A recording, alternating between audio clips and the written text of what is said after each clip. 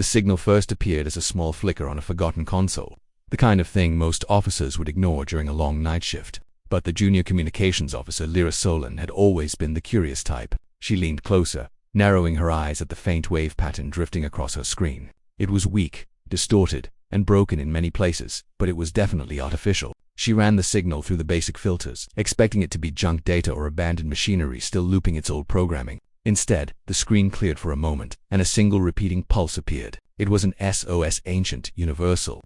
A cry for help recognized across nearly every known species. Lyra felt a chill crawl across her skin. She checked the timestamp and origin. The signal came from deep within the Perseus Spur, far from any trade routes or major colonies. No one should have been out there. The Galactic Council had once funded exploration missions in that region, but most had been cancelled decades ago. Only a few fringe stations remained, and even those were barely monitored. She remembered hearing that the Zealothi had a research post somewhere out there, scientists who studied stars, energy fields, and quiet cosmic mysteries. They were peaceful, harmless, and uninterested in politics. Lyra forwarded the signal to her supervisor, who barely glanced at it. He shrugged, mumbled something about old probes, and walked away. But Lyra couldn't shake the feeling that something was wrong. The SOS carried urgency. Even through the distortion, she could hear the tremor in the transmission, the rapid pulse pattern that only desperate hands would input. After hesitating only a moment, she followed protocol and forwarded the signal to all council relay channels.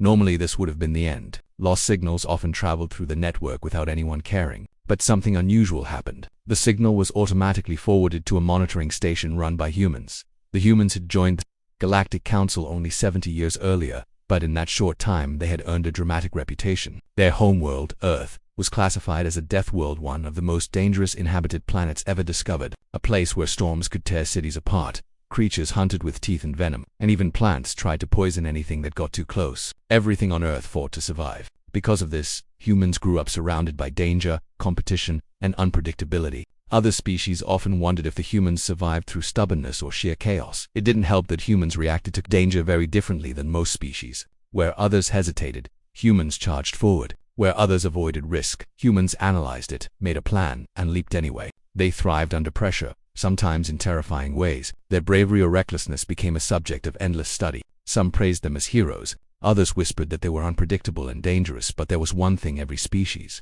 agreed on. Humans had a strange, powerful instinct to help anyone in trouble. Even strangers, even enemies, even species they had never met. So when the SOS reached the human admirals, they didn't debate, dismiss, or delay. They acted. At Human Fleet Command, Admiral Rhea Dorian was reviewing routine reports when the signal appeared on her desk. She listened to the broken recording twice, then played the visual fragments. Fuzzy images, flickered collapsed beams, flickering lights, smoke drifting through a cracked view window. She paused the screen at a frame showing a cluster of alien figures huddled in a corner, barely visible. Zealothi, she guessed. Thin bodies, crystalline skin that glowed faintly, eyes shaped like polished amber stones. Peaceful scholars, not warriors.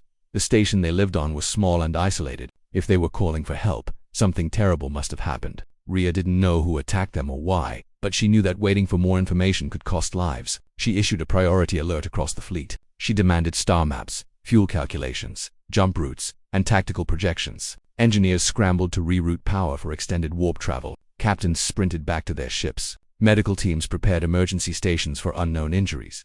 The human fleet had a reputation for moving fast, but this time they moved even faster. The distress call repeated again and again, every cycle slightly weaker than the last. Meanwhile, back at the Galactic Council headquarters, political leaders argued about jurisdiction. Some claimed they didn't have enough data to justify action. Others claimed resources were too limited. Still others insisted that no one should risk conflict without first identifying the attackers. Meetings were scheduled, postponed, reopened, and drowned in debate. All the while, the Deathworlder fleet was already powering up engines. Humans were not the largest military force in the galaxy, nor the oldest, nor the wealthiest, but they were the most determined. When they decided to act, the galaxy felt it. Their ships were designed for rapid response, heavy shielding, and adaptable weapons. They could endure damage that would destroy most vessels. Their crews trained under extreme conditions. Their captains were encouraged to improvise when necessary, a concept many species found terrifying back on Earth. People began hearing rumors about the SOS. News networks played dramatic reenactments, interviews with xenobiologists who admired the Zealoth,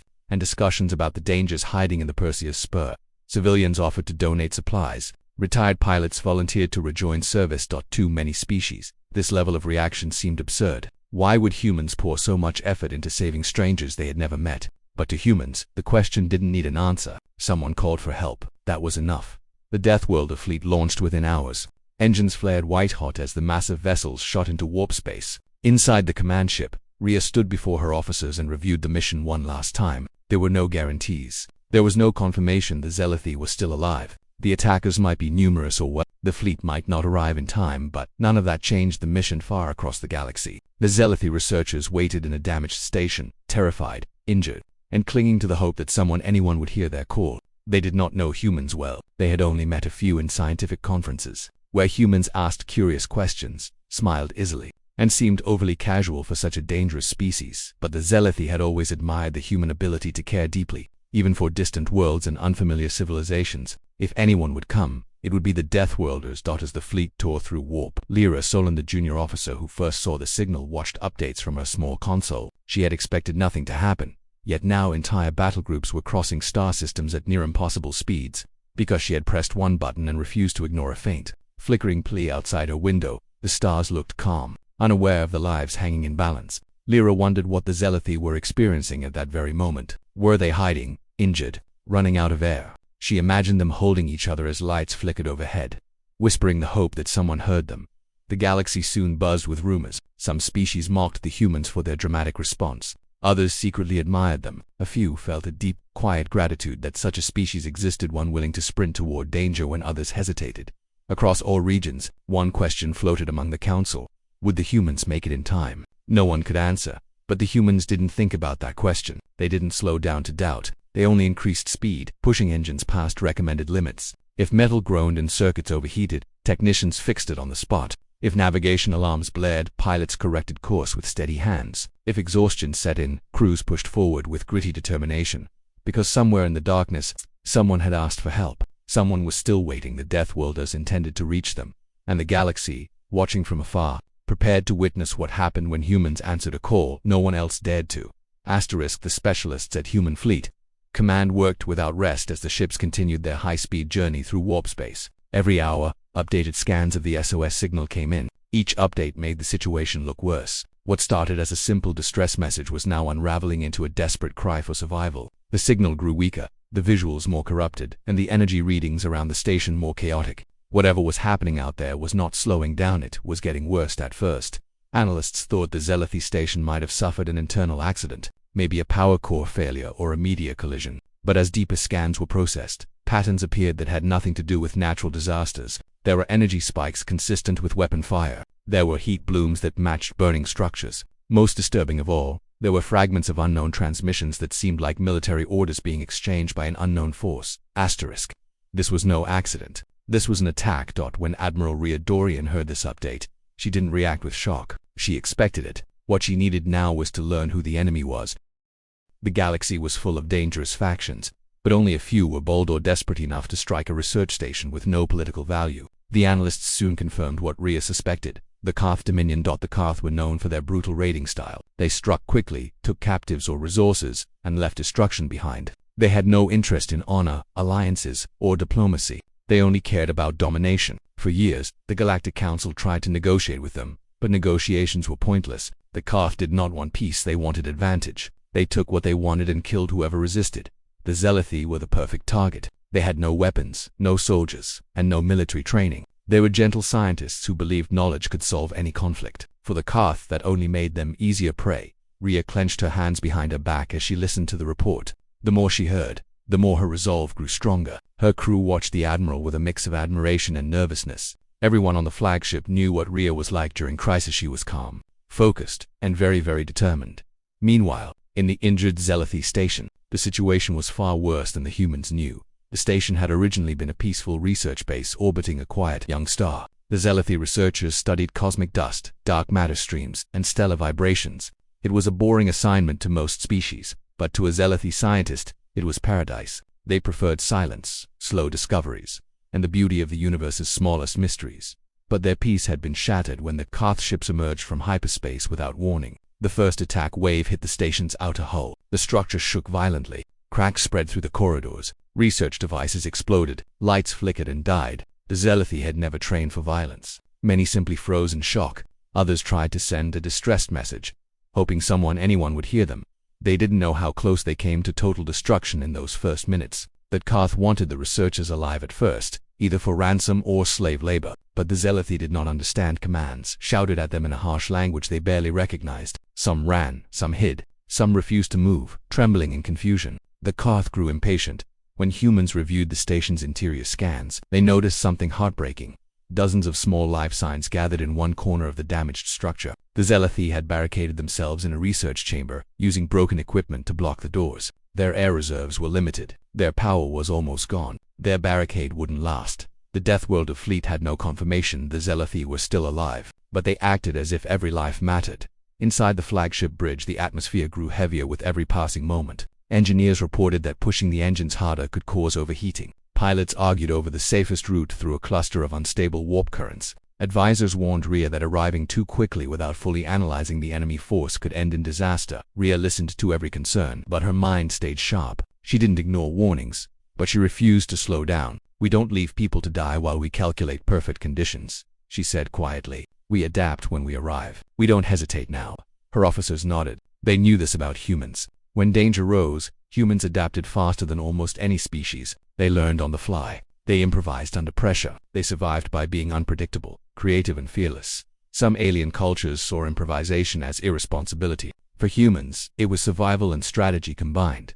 Halfway through the journey, new data arrived and intercepted communication from the Karth fleet near the Zealothi station. The humans played the clip, listening to the harsh voices. That Karth were preparing to break into the Zealothi refuge chamber. They wanted to finish the job.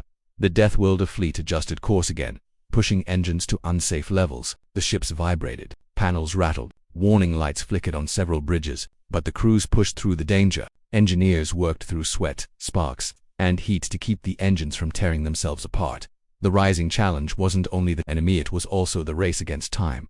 Meanwhile, the Galactic Council began to realize something strange. The humans were already halfway across the sector. Council members argued about this urgently. Some accused the humans of overstepping authority. Others worried the Karth would retaliate. Still others whispered that the humans' compassion made them unpredictable, which frightened them more than any Karth raider ever had. But the humans didn't care about political arguments happening light years away. The Zealothi station broadcast one final pulse week, broken and fading. Analysts warned Rhea that this might be the last transmission the station would ever send. If the humans didn't arrive soon, they might only find debris. Inside the station, the Zealothi were running out of time. Their air was thin. The temperature was dropping. The barricade trembled whenever the Karth struck it with heavy tools. They could hear the metal bending. The Zealothi huddled together, gripping each other's arms, trying not to panic. One of the younger researchers, Lathai, whispered, "Do you think anyone heard us?" The elder scientist beside her tried to smile. "Someone always hears," he said softly. "The universe is vast, but hope travels far." The Zealothi didn't believe in violence. They believed in knowledge, music, and harmony. They had no weapons, no soldiers, no way to fight back. All they had left was hope, and hope was fading. Back on the flagship, Rhea stared at the countdown to arrival. Each second felt heavier. She imagined what the Zealothi might be experiencing, trapped in the darkness, listening to enemies claw at their last door. Rhea's jaw tightened. "Prepare full combat launch the moment we exit warp," she ordered. No delays. Her officers stiffened with determination. The Deathworlders were ready. As the ships sped closer to the Perseus spur, the rising challenge turned into something even bigger than the humans expected. Long-range scans detected multiple Karth vessels, far more than intelligence reports predicted. The Zealothi station was surrounded by an entire raider fleet. Most species would have stopped. They would have retreated or waited for reinforcements. They would have called the council for permission. But the humans didn't stop. They didn't slow down. They didn't fear overwhelming odds. If anything, the danger fueled their determination. Because the humans weren't coming for glory, or territory, or political gain. They were coming because someone had asked for help.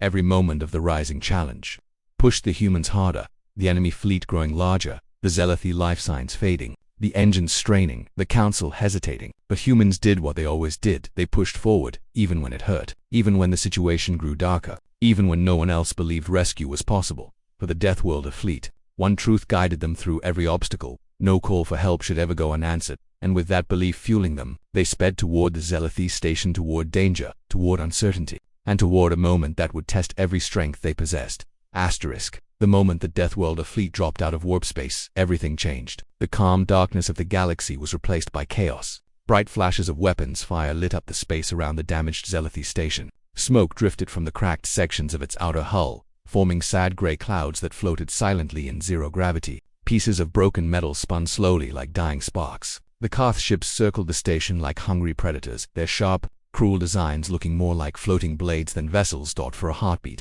The human crew stared at the horrifying sight in front of them. Then training took over. The humans did not freeze. They moved, they acted, they attacked. Alarms sounded across every ship in the Deathworlder fleet. Pilots rushed to their stations, gunners locked in their targets, engineers rerouted power to shields. Medical teams prepared to receive casualties, even though they hoped the Zealothi would still be alive. Admiral Rhea Dorian stood in the center of the flagship bridge, her eyes calm but fierce. She saw everything, every ship, every explosion, every danger. Her crew waited for her command, tense and breathless. "Launch all wings," she said. "Protect the station at any cost." Her order spread like lightning across the fleet. Asterisk fighter ships blasted out of their carriers, like arrows fired from a giant bow. Their engines glowed bright as they raced toward the Koth vessels. The Koth were taken by surprise. They had expected any rescue to arrive slowly, cautiously. They hadn't expected this humans arriving at unsafe speeds, immediately attacking with everything they had. The first wave of human fighters cut through the enemy formation. They dodged incoming fire with fast, unpredictable movements, the kind that made alien pilots dizzy. Asterisk humans were known for their strange, creative flying styles, and they used every trick they knew. They twisted, rolled, flipped, and weaved through danger like it was a dance. Meanwhile, the larger human ships moved into defensive formation around the station. They formed a protective ring, taking hits that would have destroyed the fragile Zealothi structure. Human shields flared with bursts of blue light each time a Koth weapon struck, but the ships held strong. Humans built their fleets like they lived ready to survive harsh conditions. Inside the Zealothi station, the trapped researchers heard the noise of distant explosions. The walls shook. Dust fell from the ceiling. Some feared it was the Koth breaking through, but one of the Zealothi with sensitive hearing pressed her ear to the cold wall. "These explosions, they're coming from outside," she whispered. "Someone is fighting them for the first time in hours." Hope flickered in the hearts of the Zealothi back in space. The battle raged fiercely. The Koth ships fired relentlessly, trying to push through the human formation. But the Deathworlder fleet was designed for high-pressure combat. Humans shouted updates to each other, their voices steady even as their ships rocked with impacts. Enemy flanking on the left, shields at 60%, reactor heat rising. Squadron 3, cut low and intercept. Every human voice carried determination. Every human action pushed the enemy back. Admiral Rhea continued watching the battlefield, analyzing enemy patterns. She could see the Koth shifting tactics, trying to overwhelm one side of the human formation. Her mind worked like a machine. She pointed at one section of the holomap. "They're trying to break through this side to reach the station. Move the cruiser Hammerfall there. Tell the Red Talon squadron to sweep behind them and cut off escape." Her officers relayed her orders instantly. The humans didn't just block the Koth, they trapped them in a deadly crossfire. The Hammerfall surged into position, its massive cannons firing bright beams that cut through enemy plating. The Red Talon fighters dived behind the Koth ships, forcing them into a tight space where they couldn't maneuver. Within minutes, several Koth ships exploded, leaving flaming debris floating through space. But the battle was far from over.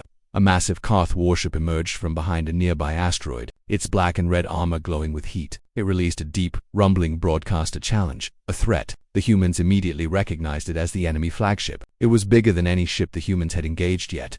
Rhea studied it carefully. "They brought their war leader," she said. "They want to finish this personally." The Koth flagship fired a devastating barrage. Human shields flickered dangerously. One smaller ship took a direct hit and spiraled out of formation, flames bursting from its engines.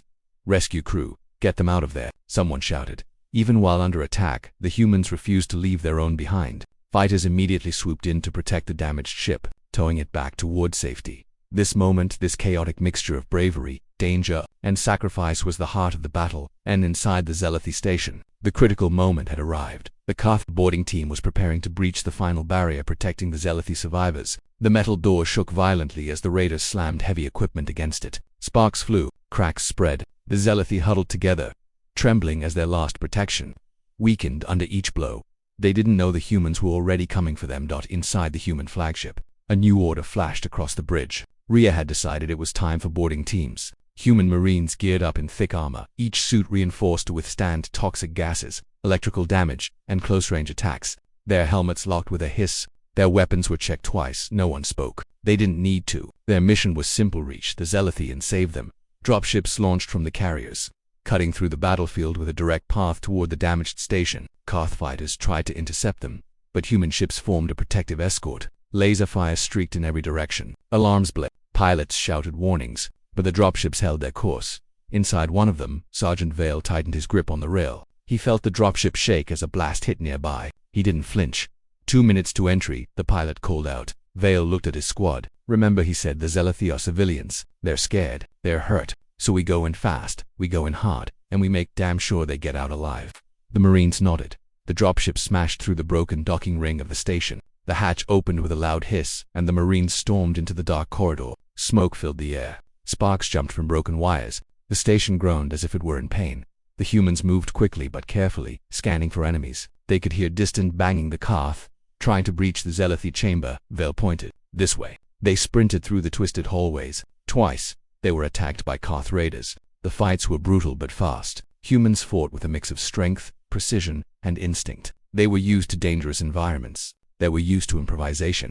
Finally, they reached the sealed chamber. They arrived at the exact moment the Karth detonated a breach charge on the opposite side. The blast shook the corridor. A shockwave slammed into the humans. But the Marines didn't fall. They ran forward, forming a kinetic shield, while energy barriers projected from their suits, glowing bright blue. The shields caught the debris and shrapnel that would have torn through the Zelethi. The surviving researchers saw the bright blue glow and gasped. They had expected death. Instead, they saw humans armored, determined, standing like guardians between them and the raiders.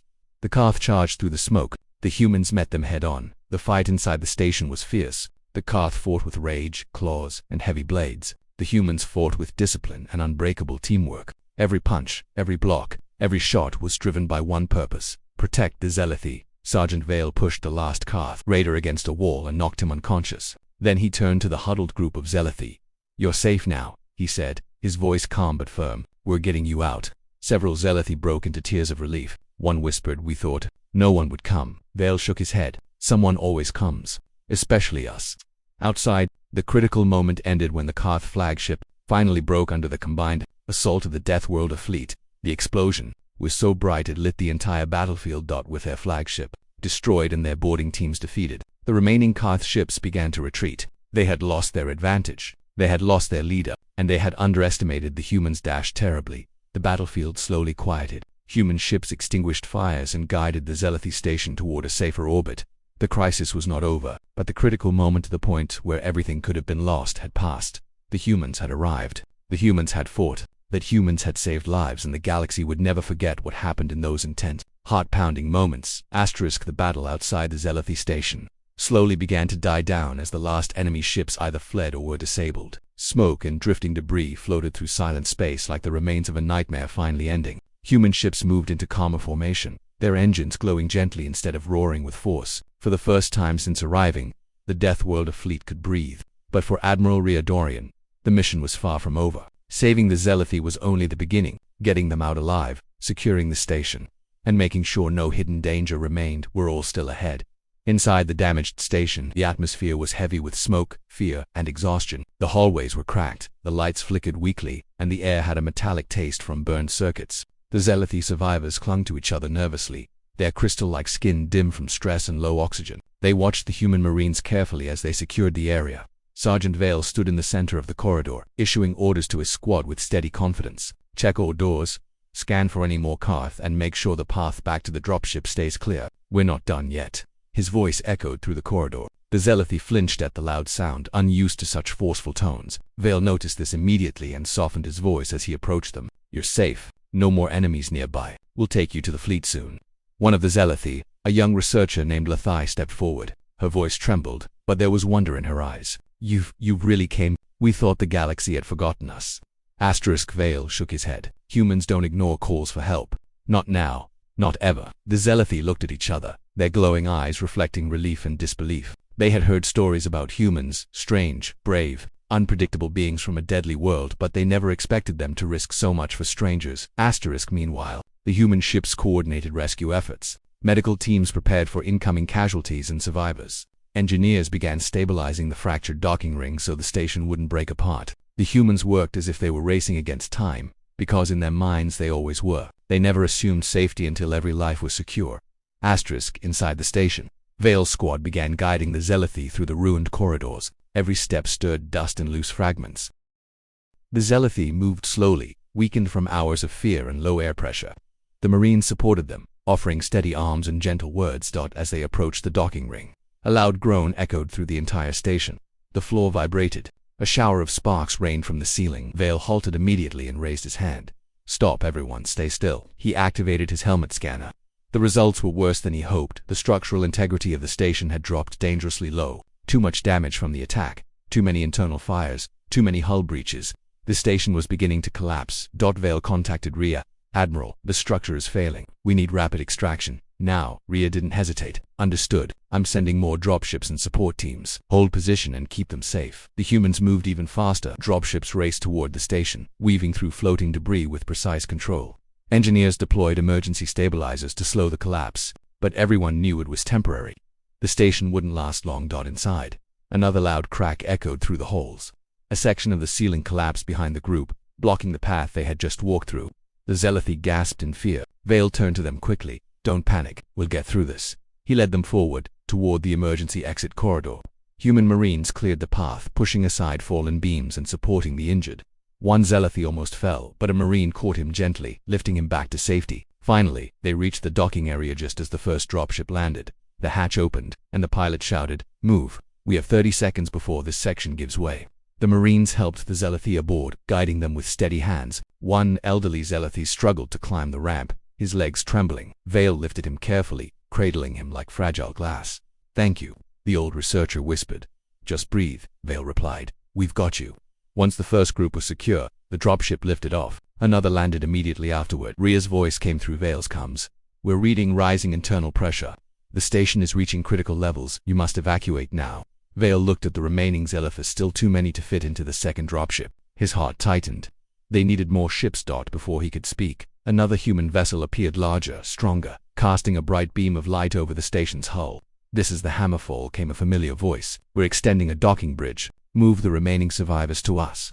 The Hammerfall's crew acted with the speed and precision of a well-oiled machine. They extended a temporary walkway, a narrow metal bridge stretching between the station and the massive human ship. It looked unstable, swinging slightly under gravitational tension, but it was the only chance left. Vale instructed his squad, 2 Marines at the front, 2 at the back. "Everyone else shield the Zealothi as we cross." The crossing was tense. Every step made the metal creak. The station behind them groaned like a dying giant. The Zealothi trembled with fear, holding tightly to one another. Marines wrapped their arms protectively around them, guiding them across. Halfway through, a shockwave rippled from the station as another explosion erupted deep inside. The bridge shook violently. Some Zealothi slipped, but the Marines held them, refusing to let anyone fall. "Keep moving," Vale shouted. When the last Zealothi reached the Hammerfall's entrance, alarms blared through the human ship. The captain announced, "Station collapse. Imminent. Brace for shockwave." Vale was the last one across. As he jumped onto the Hammerfall, the docking bridge broke apart behind him, pulled into the dying station's gravity. The Zealothi station finally gave way, collapsing into itself with a massive explosion that lit up the darkness like a new sun. The Hammerfall shook under the impact of the shockwave, but its shields held. Humans braced themselves, arms around the Zealothi, protecting them even through the trembling floor. When the shaking stopped, everyone looked out the viewing window. The station was gone. Nothing remained except floating debris and fading fire. A Zealothi researcher whispered that was our home. Vale placed a gentle hand on his shoulder. "I'm sorry, but you're alive. All of you are alive." After ensuring every survivor was safe, the Hammerfall transported them to the flagship. Medical teams rushed forward to examine them. The Zealothi were confused at first. Humans moved fast, spoke loudly, and touched them more gently than expected. But the kindness was unmistakable. Rhea met the survivors herself. She stepped forward, removing her gloves as a sign of respect. "I'm Admiral Rhea Dorian. You're safe now. We will take you to our medical bay and help you recover." The Zealothi stared at her quietly. Then the eldest among them said in a trembling voice, "Your people saved us. Why, we are not important. We have no power, no weapons, no influence." Rhea shook her head. "You don't need power to deserve help. Life matters. That's enough." The Zealothi exchanged soft, glowing looks, touched deeply by her words. While the survivors were cared for, human engineers boarded the remaining parts of the station to gather data and make sure no Koth traps had been left behind. Others searched for any missing survivors. Human ships patrolled the area to ensure the enemy did not return. Slowly, the danger faded. The mission shifted fully from battle to rescue. As the last medical team reported that all Zealothi were stable, Rhea finally allowed herself a moment to breathe. She stood at the window of the flagship, watching stars drift by, thinking about what could have happened if they had arrived minutes later. Humans never called themselves heroes, but today, they had been exactly that. Rhea looked at the stars, and whispered softly, "No one dies in the dark if we can help it." The galaxy would continue spinning, wars would continue elsewhere, and politics would continue their endless debates. But in this small corner of space, something bright had happened, something powerful. Lives had been saved, hope had been restored, and the Deathworlder fleet had shown the universe once again who they truly were. Asterisk. The moment the news reached the Galactic Council, the entire chamber fell into a strange, heavy silence. Representatives from dozens of worlds looked at each other, in disbelief, their eyes wide, their voices caught in their throats. No one had expected this. No one had imagined that humans, the so-called Deathworlders, the wild and unpredictable newcomers of the galaxy, would do something so impossible. The report spread like a pulse of lightning across the galaxy. Every communication relay, every diplomatic station, every news hub repeated the same shocking message. The humans had thrown an entire fleet into danger to save a species that offered them nothing in return. The Zealothi had no political alliances. They had no advanced technology. They were not wealthy, not powerful, and not part of any major government. They were, in the political sense, invisible, and yet the humans came for them. Many council members replayed the footage over and over, the recordings of human ships diving into enemy fire, the Marines shielding the Zealothi with their own bodies, the evacuation under collapsing metal, the desperate escape just moments before the station exploded. It looked less like a military operation and more like a story out of ancient myth, the kind of tale civilizations told their children to teach them about courage. Even the oldest council members, who had lived through dozen wars and political crises, found themselves speechless. One representative whispered, "Why would anyone risk so much for a species that brings no gain?" No one had an answer. In quiet corners of the chamber, aides whispered nervously. Some wondered if the humans were hiding something. Others wondered if they had lost their minds.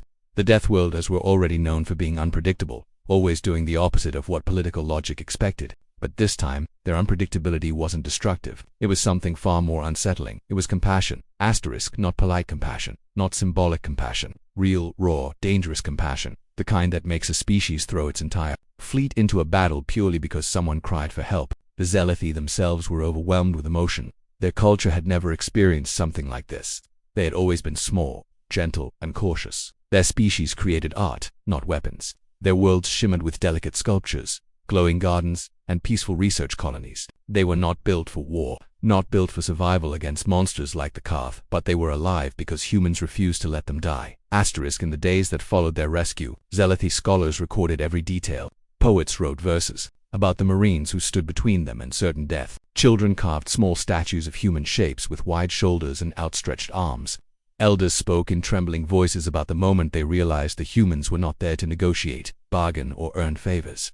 They were simply there to help. Asterisk, and slowly the title began spreading among the Zealothi, the wall between stars.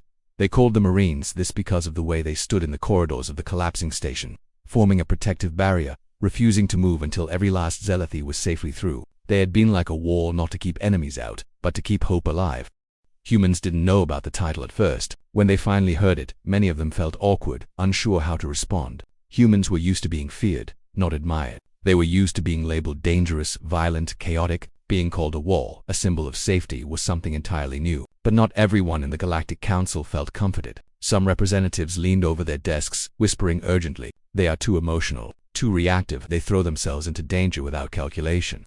A species that acts from instinct, not strategy, cannot be trusted. They will break alliances by accident. They will drag others into conflict."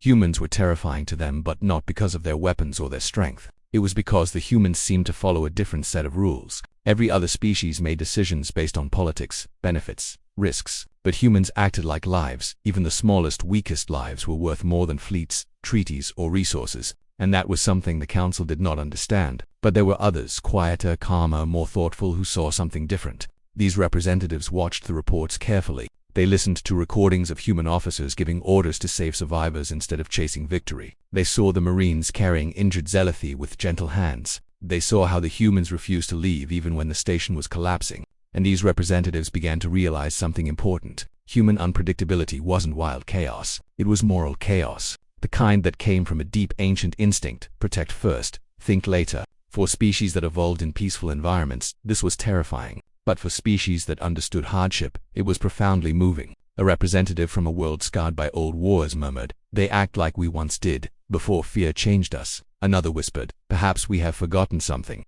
that they still remember." And slowly, very slowly, assumptions began to shift. The galaxy had always looked at humans with caution. They were strong, fast, stubborn, and feared by many. They came from a planet full of predators, storms, disease, and challenges that would have killed other species outright. Everyone assumed that such a species would become conquerors. Instead, they became protectors.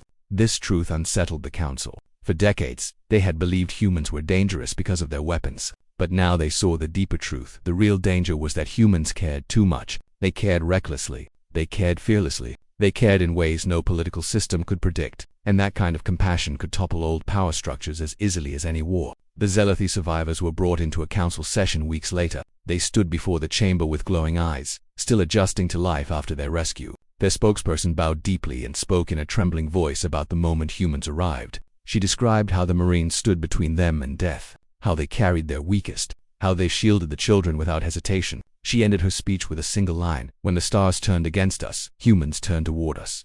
The chamber remained silent for a long time. Outside the official meetings, normal citizens across the galaxy whispered about the event. Some were scared, but many felt something they hadn't felt in years: admiration, respect, maybe even hope. Small worlds with little power began to wonder if humans would protect them too. If disaster struck, peaceful species felt comfort in knowing that somewhere out there, a fleet might come if they called for help. And militaristic species felt a strange mix of pride and envy, because the humans fought not for glory, but for goodness. The phrase, "a human never ignores a call for help," began spreading across star networks. At first it was spoken with surprise, then curiosity, then respect. Some species began teaching their children stories about the Deathworlders. Not scary stories, but heroic ones. Stories about tall, soft-skinned beings who came from a brutal world but used their strength to protect others. Meanwhile, whispers inside the council chamber slowly shifted. "They may be unpredictable," one representative said, "but perhaps that unpredictability is what the galaxy needs." "They break the pattern," another agreed. "They remind us that we do not exist only for politics. We exist for each other."